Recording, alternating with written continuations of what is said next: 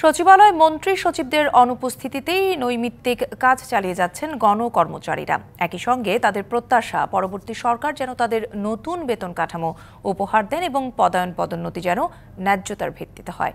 সোমবার থেকে প্রশাসনের প্রাণ কেন্দ্র সচিবালয়ের সম্পূর্ণ নিরাপত্তা ও তল্লাশির দায়িত্বে সেনাবাহিনী এবং আনসার ব্যাটালিয়ন।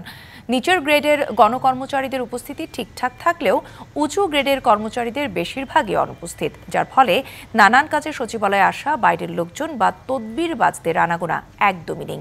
দেশি বিদেশি বিভিন্ন প্রতিষ্ঠানের প্রতিনিধি বা উন্নয়ন সংস্থার পরিবহনও চোখে পড়েনি। মন্ত্রণালয়গুলোতে মন্ত্রিসভার সদস্যদের দপ্তরে তাদের নামফলক খুলে ফেলা হয়েছে তাদের ব্যক্তিগত সচিব ও সহকারীদের নামফলকও। আমরা প্রজাতন্ত্রের কর্মচারী, দেশকে ভালোবাসি, আমরা আমাদের কাজ করে যাচ্ছি। এটা সরকার যেই হোক, যেভাবেই হোক, আমাদের নির্দেশনা যা থাকবে আমরা সেটাই করব। অফিস সাধারণভাবে চলতেছে এবং নিয়ম অনুযায়ী আমরা সরকারি যে সকল কাজ করার প্রয়োজন আমরা নিয়ম অনুযায়ী সকল কার্যক্রম পরিচালনা করে যাচ্ছি। দেশকে সামনের দিকে আগায় নেওয়ার জন্য আমরা এখানে আসছি।